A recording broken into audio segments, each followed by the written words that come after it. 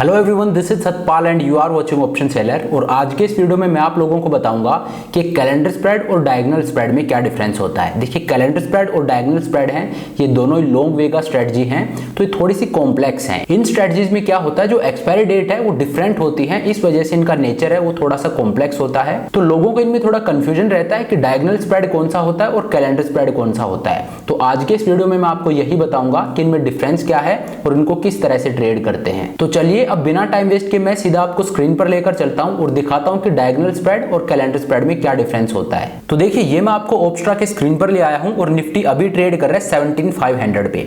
17,500 है, ये at the money का लेवल है। निफ्टी आज काफी गिरा है। तो यहां पे अब मैं आपको दिखाता हूं कि कैलेंडर स्प्रेड और डायगोनल स्प्रेड में बेसिक डिफरेंस क्या होता है। तो देखिए, कैलेंडर स्प्रेड जो होता है इसमें एक्सपायरी डेट होती है वो डिफरेंट होती है, लेकिन जो स्ट्राइक प्राइस होता है वो सेम रहता है।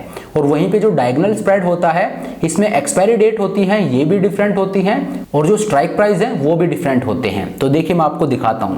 तो निफ्टी ट्रेड कर रहा है 17,500 पे, जो कि एट द मनी का लेवल है। और अभी करंट सीरीज जो चल रही है ये है 25 अगस्त की सीरीज। तो यहाँ पे देखिए 17,500 जो कि एट द मनी का लेवल है। तो यहाँ पे मैं आपको दिखाता हूँ एक कैलेंडर स्प्रेड को ट्रेड करके।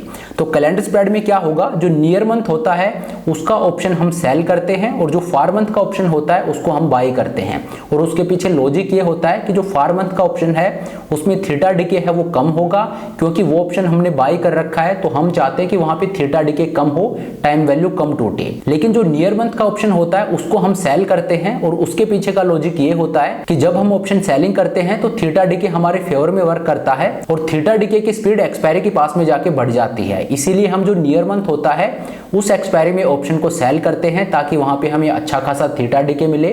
और जो फार मंथ का ऑप्शन होता है वहां पे हम हेज बाई करते हैं, वहां पे हम ऑप्शन को बाई करते हैं ताकि वहां पे थीटा डिके कम हो। तो देखिए, अभी अगस्त सीरीज चल रही है तो मैं क्या करूंगा, 17,500 जो कि एट द मनी का लेवल है यहां का एक कॉल ऑप्शन सेल कर दूंगा। तो इसका एक लॉट मैंने सेल कर दिया। और अब मैं क्या करूंगा, अगली सीरीज में चलूंगा। सितंबर सीरीज को मैं ओपन कर लेता हूं और जो ऑप्शन मैंने सेल किया है अगस्त सीरीज में उसी को मैं बाई करूंगा। तो 17,500 का कॉल ऑप्शन जो मैंने सेल किया था इसी को मैं बाई कर रहा हूं और इसका प्रीमियम है 419 रुपीज। तो इसका एक लॉट मैंने बाई कर लिया। तो अब आप देखिए, ये मेरा पे ऑफ चार्ट बनता है और इस सेटअप को बोलते हैं कैलेंडर स्प्रेड। तो इसमें मैंने क्या किया है, जो नियर मंथ है उसका ऑप्शन मैंने सेल किया है और जो फार मंथ है उसका ऑप्शन मैंने बाई कर लिया है। तो ये जो फार मंथ का ऑप्शन मैंने बाई किया है ये हेज कर रहा है जो ऑप्शन मैंने सेल किया है इसको।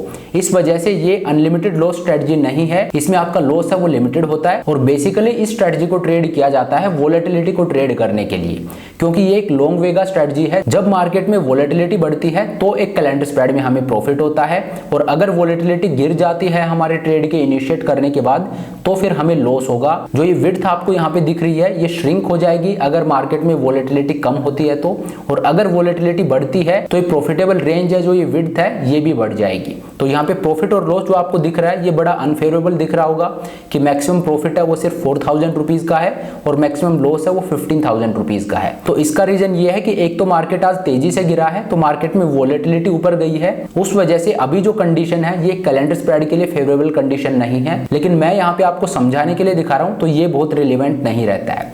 लेकिन स्टिल यहाँ पे 4,000 रुपए का प्रॉफिट दिखा रहा है और 15,000 रुपीज का लॉस दिखा रहा है। लेकिन ये मैं पहले भी बहुत बार बता चुका हूँ कि ऐसा रियल मार्केट में नहीं होगा। यहाँ पे ये 15,000 रुपीज का मैक्सिमम लॉस इसलिए दिखा रहा है कि ओपस्ट्रा का सिस्टम ये अज्यूम करता है कि जो नियर मंथ की एक्सपायरी है उसी दिन जो फार मंथ का ऑप्शन है ये भी जीरो हो जाएगा और उसके हिसाब से कैलकुलेट करके मैक्सिमम लॉस दिखा रहा है। असल में आपका जो मैक्सिमम लॉस है वो 3,000 रुपए के आसपास का ही होगा। तो यहाँ पे रिस्क रिवॉर्ड है वो इतना पुअर नहीं होगा कि ऑलमोस्ट 1:1 या उससे भी बेटर ही रिस्क रिवॉर्ड रहता है। लेकिन जैसा कि मैंने आपको बताया ये एक वोलेटिलिटी स्प्रेड है, तो यहाँ पे वोलेटिलिटी अगर बढ़ती है तो आपका जो रिस्क रिवॉर्ड है वो और बेटर होगा, आपका मैक्सिमम प्रॉफिट है वो और बढ़ेगा। और वोलेटिलिटी अगर गिरती है तो आपका मैक्सिमम प्रॉफिट है वो कम होता जाएगा और आपका मैक्सिमम लॉस है वो बढ़ता जाएगा। तो ये आपको मेक श्योर करना है कि इस तरह के ट्रेड को आप लो वोलेटिलिटी इन्वायरमेंट में इनिशिएट करो। तो ये होता है एक कैलेंडर स्प्रेड। अब मैं आपको ट्रेड करके दिखाता हूँ एक डायगोनल स्प्रेड को। तो मैं एक और विंडो ओपन कर लेता हूँ। तो ये मैंने दूसरी विंडो ओपन कर ली है और अभी 25 अगस्त की सीरीज चल रही है और मार्केट है 17,500 पे।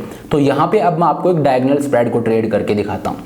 तो देखिए, डायगोनल स्प्रेड में क्या होता है, जो एक्सपायरीज है वो तो डिफरेंट होती ही हैं। जैसा कि मैंने आपको बताया कैलेंडर स्प्रेड है उसमें दो डिफरेंट एक्सपायरीज है लेकिन स्ट्राइक प्राइस है वो सेम है। देखिए यहाँ पे कैलेंडर स्प्रेड में एक्सपायरी है वो डिफरेंट है, दोनों सीरीज डिफरेंट है, एक अगस्त की सीरीज है, एक सितंबर की सीरीज है। लेकिन जो स्ट्राइक प्राइस है वो 17,500 है, अगस्त सीरीज में भी और सितंबर सीरीज में भी। लेकिन जो डायगोनल स्प्रेड है उसमें डिफरेंट होने वाला है, वहां पे जो एक्सपायरीज है ये तो डिफरेंट होंगी ही, अगस्त और सितंबर एक्सपायरीज को हम ट्रेड करेंगे, लेकिन साथ ही जो स्ट्राइक प्राइस है ये भी डिफरेंट होंगी। तो यहाँ पे आप देखिए अगस्त सीरीज जो चल रही है इसमें मैं चलता हूं और एट द मनी जो कि 17,500 है, इसका एक लॉट मैं सेल कर देता हूं कॉल ऑप्शन का। ये देखिए मैंने 17,500 का कॉल ऑप्शन सेल कर दिया है और अब मैं क्या करूंगा, अगली सीरीज में चलूंगा जो कि सितंबर सीरीज है, इसमें जाके और 17,500 जहां का कॉल ऑप्शन मैंने सेल किया था अगस्त सीरीज में, इससे मैं और आउट द मनी जाऊंगा और मैं 17,700 का जो कॉल ऑप्शन है ये मैं बाई कर लूंगा।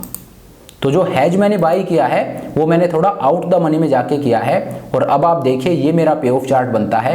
अब यहाँ पे आप देखिए जो मैंने ऑप्शन सेल किया है अगस्त सीरीज में वो 17,500 का है और जो मैंने सितंबर सीरीज में हैज बाई किया है, जो ऑप्शन बाई किया है वो 17,700 का है। तो यहाँ पे जो एक्सपायरी है, जो सीरीज है ये तो डिफरेंट है ही, एक अगस्त है एक सितंबर है, लेकिन साथ ही जो स्ट्राइक प्राइस है वो भी डिफरेंट है, एक 17,500 का है और एक 17,700 का है। जो ऑप्शन मैंने सेल किया है वो 17,500 का है, जो ऑप्शन मैंने बाई किया है वो 17,700 का है। तो यहाँ पे जो एक्सपायरीज है ये डिफरेंट है और इसी वजह से इसका नाम पड़ा है डायगोनल स्प्रेड। कैलेंडर स्प्रेड में सिर्फ सीरीज थी वो डिफरेंट थी, स्ट्राइक प्राइस सेम था, और डायगोनल स्प्रेड में सीरीज है वो भी डिफरेंट होगी और जो आपका स्ट्राइक प्राइस है वो भी डिफरेंट होगा। लेकिन ये भी एक वोलेटिलिटी स्प्रेड है, मार्केट में अगर वोलेटिलिटी बढ़ती है आपके ट्रेड लेने के बाद तो आपको प्रॉफिट होगा, और आपके ट्रेड लेने के बाद मान लीजिए वोलेटिलिटी गिर जाती है तो फिर आपको यहाँ पे लॉस होगा। तो आपको ये भी लो विक्स एनवायरनमेंट में ट्रेड करना है, जब मार्केट में वोलेटिलिटी कम हो उस टाइम पे आपको एक डायगोनल स्प्रेड को ट्रेड करना है। तो ये होता है डिफरेंस एक कैलेंडर स्प्रेड और एक डायगोनल स्प्रेड में। तो आपको हमेशा याद रखना है, मैं एक बार फिर से दिखा देता हूँ। कैलेंडर स्प्रेड है, इसमें सिर्फ सीरीज है वो डिफरेंट है, एक अगस्त है एक सितंबर है, लेकिन जो स्ट्राइक प्राइस है वो सेम है 17,500 का।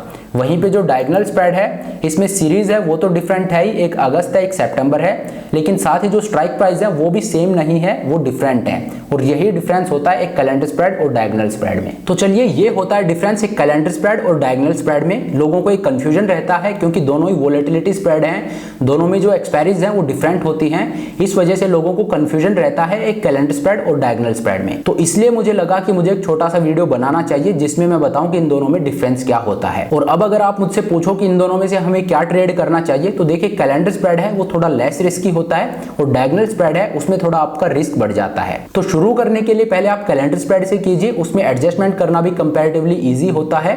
उसके बाद जब आप इससे फैमिलियर हो जाओ उसके बाद आप डायगोनल स्प्रेड पे जाइए। तो चलिए अब इस वीडियो को यहीं पे खत्म करते हैं। आई होप आज आपने कुछ नया सीखा होगा, आप में एज ए ट्रेडर एक वैल्यू एडिशन हुई होगी। तो अगर वीडियो अच्छा लगा तो मेक श्योर आप वीडियो को लाइक करें, चैनल को सब्सक्राइब करें। This is Satpal signing off.